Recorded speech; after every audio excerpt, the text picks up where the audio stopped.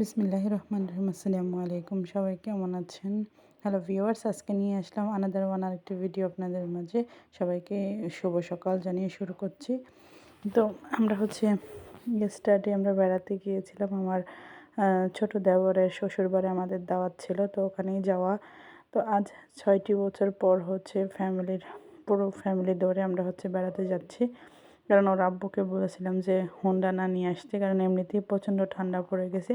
Honda না থাকার কারণেই বাইকটা না থাকার কারণেই আমরা একসাথে বেড়াতে যেতে পারছি। এই প্রথমবার আমার কোনো কথা শুনলো যে বাইক নিয়ে এসো না, অনেক শীত, তো ও নিয়ে আসেনি। ভাবছিলাম যে তাড়াতাড়ি সব কিছু গুছিয়ে একসাথে চলে যাব ঢাকায় আবার। তো যাই হোক, নিবন্ধনের কারণে যাওয়া হচ্ছে না। ঠিক হলে তারপরে নিয়ে চলে যাব। তো পুরো ফ্যামিলিটা একসাথে। তো আমি অনেক খুশি, এত বছর পরে একসাথে আমরা বাইরে বেরোতে মানে দাওয়াত খেতে যেতে পারছি একসাথে। তো এখন যেতে যেতে আমাদের অঞ্চলের কিছু ঐতিহ্যবাহী পানের বার, যেটা আপনাদের মধ্যে শেয়ার না করলেই নয়। যারা পান খান, পান লাভার আছেন, এই যে দেখতে পারেন এর ভিতরে পান চাষ হয়, ছোট ছোট আছে এখনও পান। তো এগুলো ডেকে তারপরে পানগুলা এর ভিতরে পান হয়। তো আশা করছি যদি আপনাদের কারো ভালো লাগে আমার ভিডিওটা, তো অবশ্যই আমার পেজের পাশে থাকবেন। আর প্রচণ্ড শীতের মধ্যে এই রোদ মানে অমৃত, তারপরেও বাতাস আছে, ঠান্ডা প্রচুর। তো আপনাদের এলাকায় কী অবস্থা ঠান্ডা, অবশ্যই কমেন্টের মাধ্যমে জানাবেন। তো আস্তে আস্তে আমরা চলে যাচ্ছি, আর অল্প অল্প করে ভিডিও করে আপনাদের মাঝে তুলে ধরার জন্য চেষ্টা করছি। যাই হোক, যেতে যেতে এখন চলে যাচ্ছি হাইওয়ে রুটে, আমরা উঠে গেছি একদম। তো ভাবলাম আপনাদের মাঝে একটু চিরসবুজ একটু আপনাদের মাঝে দেখিয়ে দিই। তো আপনাদের ভালোবাসা নিয়েই এগিয়ে যেতে চাই। আপনারা সাপোর্ট করছেন বিধায় আমার পেজটা আগাচ্ছে। তো আপনারা অবশ্যই আমার পেজের পাশে থাকবেন।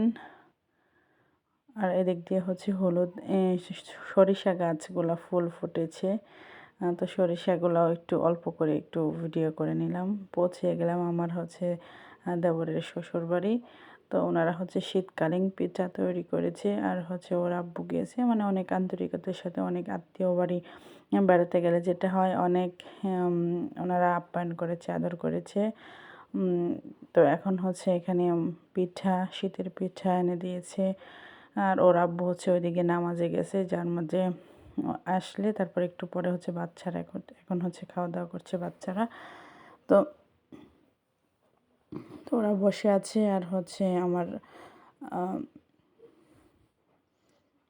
আমার দেওরের বউ আমার ছেলেদেরকে খাইয়ে দিচ্ছে তাড়াতাড়ি করে। তো এখন আমরা খাওয়া দাওয়া সেরে নিচ্ছি।